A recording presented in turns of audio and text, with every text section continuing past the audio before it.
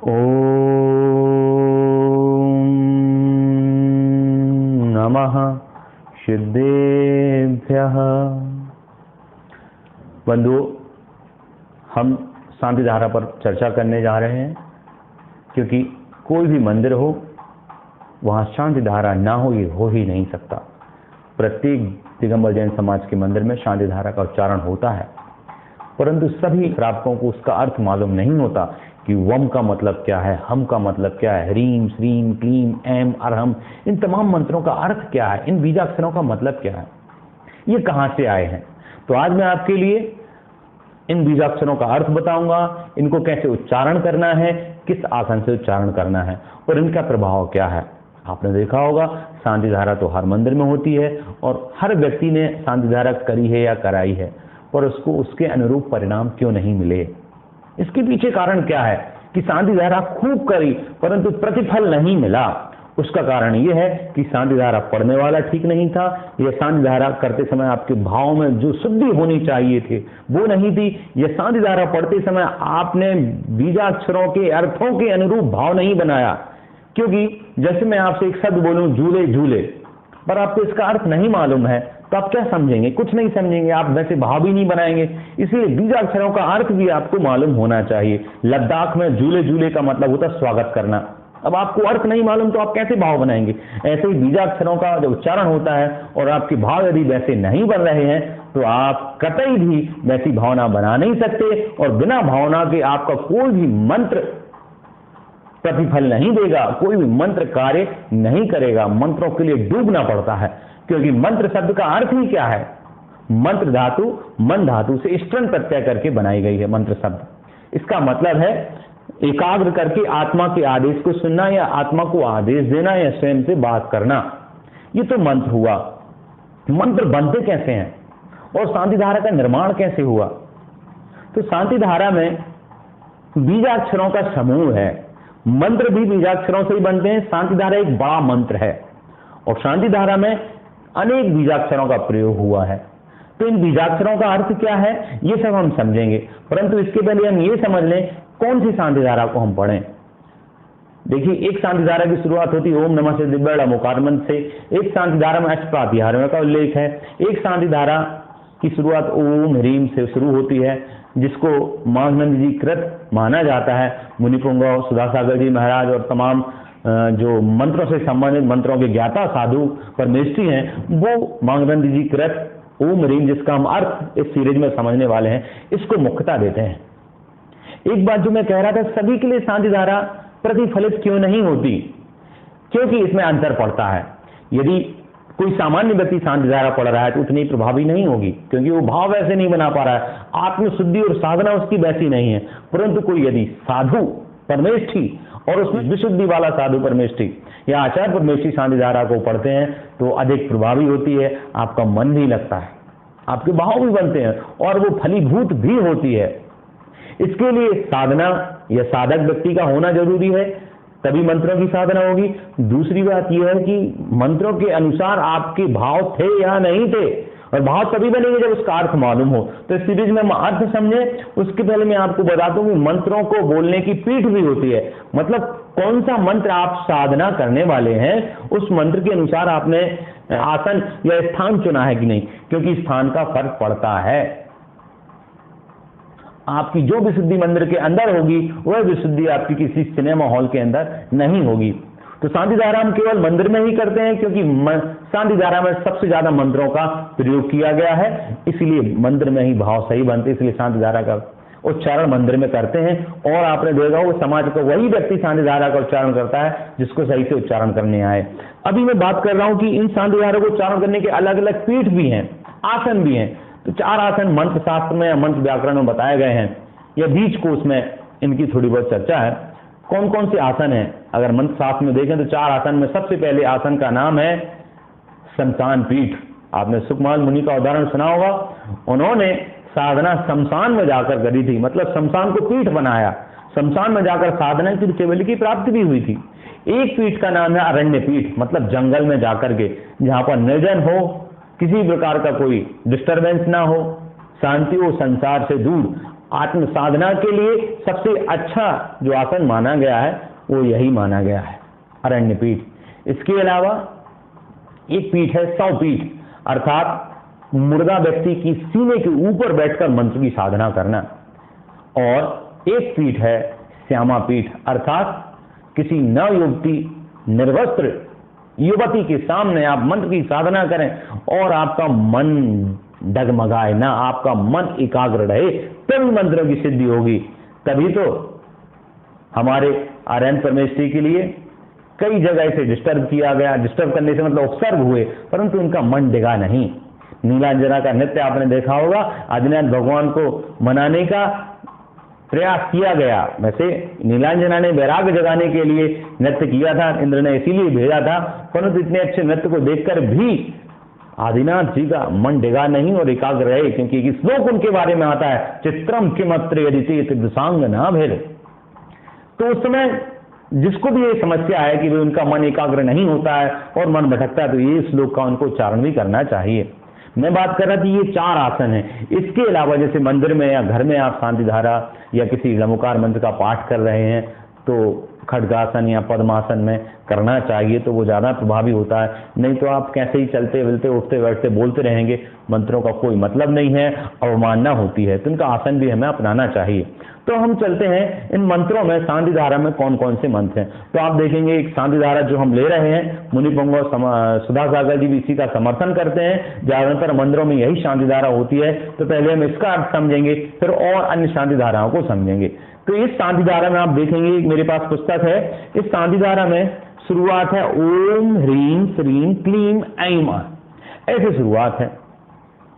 अब जैसे ओम वर्ण आया तो ओम एक बीजाक्षर है और उसके बोलते समय आपके भाव कैसे होने चाहिए। नॉर्मली शांति धारा मंदिर में जब हम करते हैं तो सबसे ज्यादा इसी समय शांति होती है, क्योंकि शुरुआत होती है, लोगों को पता नहीं होता है और पढ़ने वाला भी ओम बड़ा ओम ह्रीम श्रीम के लिए ऐसे चला जाता है। ये तरीका सही नहीं है।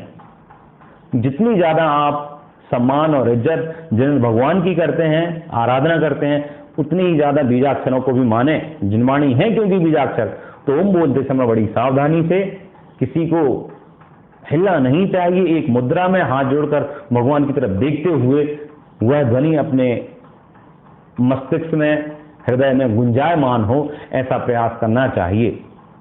ओम हुआ, ओम का अर्थ क्या है हम ये समझें, पर इसके पहले हम ये भी समझ लें कि ओम बीजाक्षरों में प्रयोग किया जाने वाला सबसे बड़ा बीजाक्षर है और ओम से ही सभी बीजाक्षरों की उत्पत्ति भी मानी है।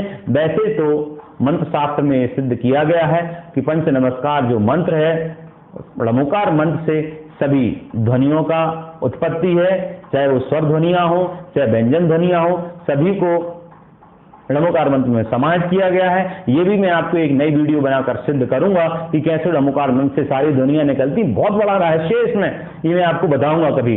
परंतु आज तो हम अर्थ समझ रहे हैं तो अर्थ समझेंगे।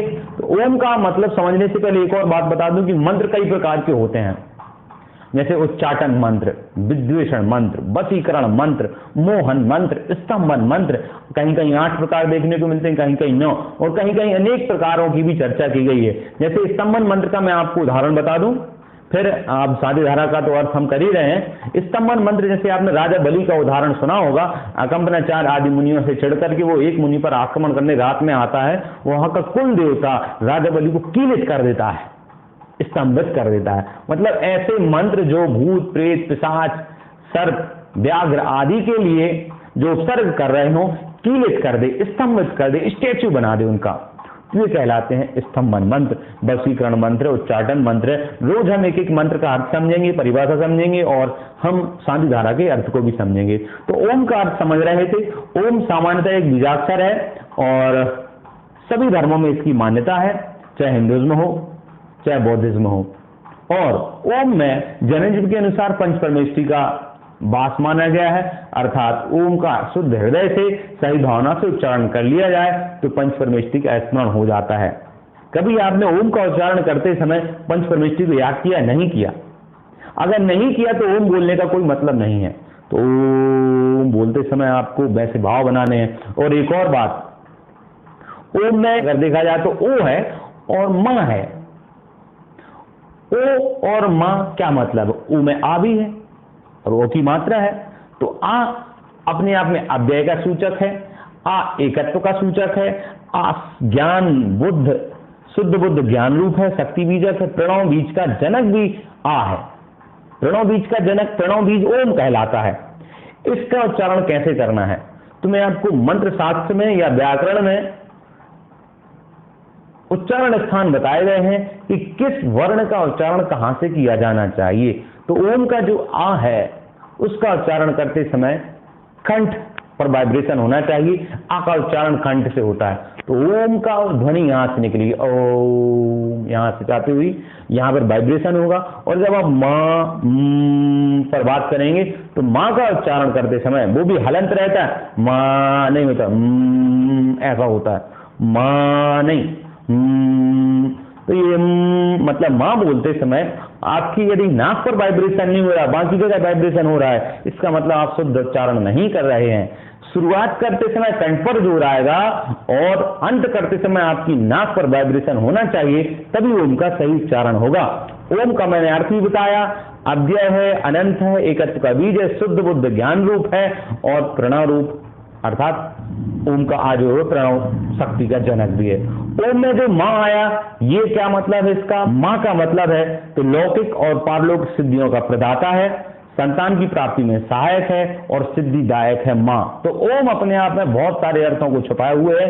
इसको बोलते समय इन सभी अर्थों का ऐसी भावनाओं को हमें बनाना चाहिए। उसके बाद आया ओम ह्रीम। ह्रीम में क्या कहा है? तो ह्रीम में हा, रा और ई। हा क्या है? अगर व्यंजन वर्णमाला में देखा जाए तो हा सबसे अंतिम वर्ण है और हा मतलब शांतिदायक, पौष्टिक, मंगलदायक, समस्त प्रकार की कार्यों में सिद्धिदायक है अर्थात सफलता में सहायता करने वाला है, लक्ष्मी की उत्पत्ति में सहायक है, संतान प्राप्ति के लिए यदि अनुस्वार सहित है अर्थात हा के ऊपर बिंदी लग जाए, हा के ऊपर हम कर दिया जाए तो हम बीजाक्षर का शुद्ध रहते उच्चारण किया जाए तो संतान प्राप्ति में भी सहायक है। ये मंत्र शास्त्र कहते हैं, परंतु भावना उत्तम होनी चाहिए और साथ ही साथ परिश्रम भी। तो हुआ हम का अर्थ। हमने देखा ह्रीम में हा, एक ह्रीम में हा के बाद है रा। रा से क्या मतलब है? तो रा आपने कभी महाराज जी लोगों के मुंह से सुना हो कि रा अग्निबीज वर्ण है, अग्नि बीजक है। इसका यदि सही से उच्चारण किया जाए और कोई कड़कड़ाती ठंड में बीच में बैठा हो और यदि रम रम रम रम ऐसी ध्वनि बार बार करे तो उसको कड़कड़ाती ठंड में भी पसीना आ जाए। परंतु वही बात मैं फिर से करूंगा, मन वचन काय की एकपना, भावना, श्रद्धा, ये सभी चीजें होनी चाहिए। फिर आप रम का उच्चारण करें, रम रम रम, तो आपको वाकई में अग्नि का और गर्मी का एहसास होगा। कोई भी बीजाक्षर का उच्चारण आप करें, यदि आपने उसको मन में किया तो कोई प्रभावी नहीं रहेगा। बीजाक्षर का मतलब ही होता है कि ध्वनि निकले और ध्वनि का घर्षण हो, घर्षण से आत्मशक्ति जागती है। तो हुआ ह्रीम का हा और रा। फिर ह्रीम के हा रा के बाद है ई। ई का क्या मतलब है? ई अमृत बीज मूलक है, ई कार्यवाहक है, ई अल्प शक्ति द्योतक है, ज्ञानवर्धक है, स्तंभक है, मोहक है, जृंभक है। ई का उच्चारण ज्ञानवर्धक भी माना गया है। ई का उच्चारण अमृत बीज मूलक है, कार्य का साधक है। इसलिए ओम के बाद ह्रीम को भी बड़े आराम से और शांति से उच्चारण करना चाहिए, क्योंकि ह्रीम हा, रा और ई इन बीजों को हमें स्पष्ट करना चाहिए। अगली वीडियो में आपके लिए बीजाक्षरों का सिस्टम क्या है, इनमें मातृशक्ति बीज क्या है और शक्ति द्योतक क्या है, ये भी हम समझेंगे।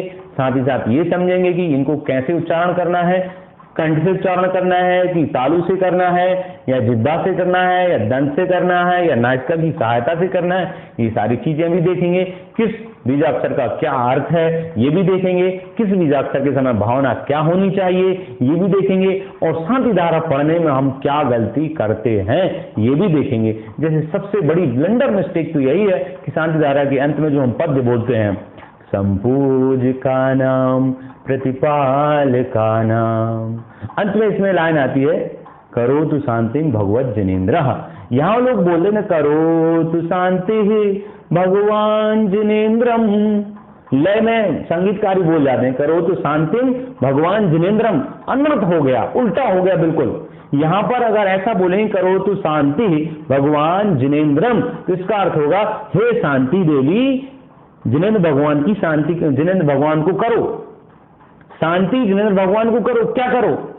और शांति कोई महिला है क्या जो जिनेंद्र भगवान को कुछ करे? ऐसा नहीं निकालना है। इसलिए अर्थ उच्चारण करते हुए आपको ध्यान रखना है, करोतु शांतिम भगवत जिनेन्द्र या भगवान जिनेन्द्र दोनों सही हैं, पर जिनेन्द्रम गलत हो जाएगा, जिनेन्द्र बोलना है।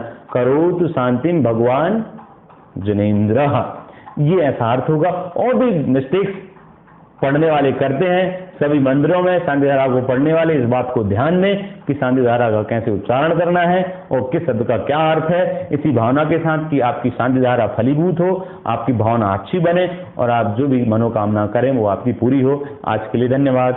जय जिनेन्द्र।